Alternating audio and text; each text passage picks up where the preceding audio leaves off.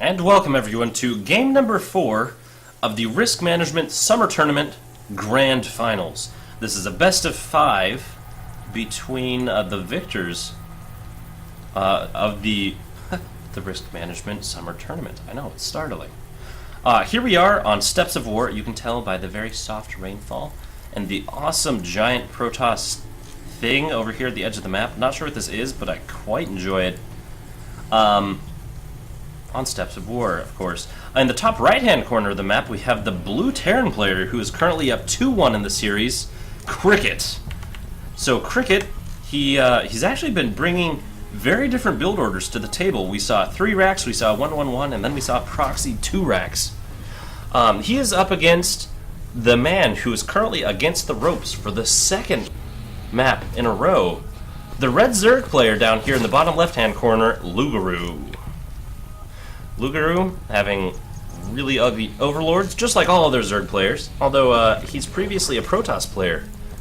And he's been trying to make the switch over to Zerg, saying that he loves the creep spread and how it gives him vision, which I completely agree with. That's why I play random. Because all the races in Starcraft are just that good. Plus, if I want to commentate, I should be familiar enough with each that I actually enjoy, or can say something intelligible. Once again, with the very fast spawning pool. Once again, myself not catching important game details until almost too late. Okay, so we have what appears to be... This could have been a 12 pool? It's a little bit later. And we have a gas geyser. So this is not going to be a 10 pool. Or at least not a 10 pool style attack. Looks like he's wanting to get Zergling speed, or perhaps getting this early of gas. He's not building? Okay, so the Queen is going. There are more workers on their way. I think because he got scouted, he's not going to go ahead and try to get more done. There is a wall off. It wouldn't be able to get too much done anyway. We do see the fast gas geyser from Cricket as well, but only 1 mining gas. 1 mining gas this whole time. Okay, there goes the other additional ones. There are some timings that if you build the gas geyser first, right before you build your barracks, by the time... If you put 1 in gas, by the time the barracks is done in like 1 Marine, you can start a factory. That is a thing, and that's totally doable.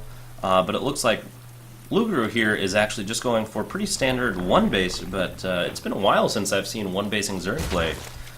We do have the Roach Warren on its way and a decent amount of gas, so he will be able to flood out a large number of roaches, which could cause actually a pretty good problem here for Cricket. Lougarou, of course, defending the proxy 12 racks with a cleverly timed 10 pool that was done blind, because that's how you do 10 pools. You don't scout because you are the one aggressing. And it worked out very well, and that's how he gained himself another map, another chance to prove that he could be the very best StarCraft 2 player in all of BYU risk management. Another awesome Protoss artifact here. I think this probably is one of Zeratul uncles. Not really sure, but I think he should be based on the awesomeness content of that statue. This is not as cool. It must not be related. Okay. Hidden workers. Going ahead and getting some scouting action done. Doesn't look like there's any intent for another hatchery out of Lougarou at this point in time. The worker count's relatively even. We do have Hellions coming out of a factory with no add-ons. 2 barracks that are relatively idle. Oh, is he going to go for a tech lab? No, he's going to... Okay, so he wants to keep building Hellions, but he wants to build them 2 at a time. So he's going to build the reactor there and swap it. The Hellions could be really annoying, but against this many roaches, that's not going to be a good thing. And, oh no! All the add-ons are being produced right now, so no units can be produced. Absolutely nothing can be produced other than Hellions, and everyone knows how good Hellions are against these things. Not good. Oh, he needs to micro these roaches. He needs to break his way in. Come on, micro him. Micro. He needs to get right up on there. Micro. Utilize the power. Okay, so he pulls back the wounded one. I like that. Good micro there. No, don't target fire. Okay, he needs to be target firing all of the units here. The Hellion actually getting a lot of damage done in that straight line, but now there are roaches in the main. Hellion and 2 Marines at a time. He's going to be calling all the workers. Okay. The workers actually get a decent surround on a number of these. He needs to continue taking out as much as he can while he can, as Lougarou is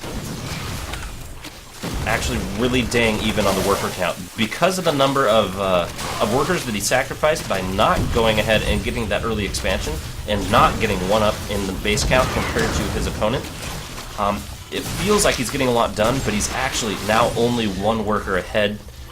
This base here will help that out quite a bit, but he needs to continue to use that. Utilizing the power of micro, he's trying to keep these roaches alive as long as possible. There's actually no production from Cricket, and it looks like Cricket's going to go down. So a very aggressive one-base attack from Lougarou, and it brings the hurt, and now we're tied up, so we are now going to match point again. Third match point in a row. Brilliant. And we're going to see what happens next. Everyone stay tuned. We'll be back in a moment with game number 5.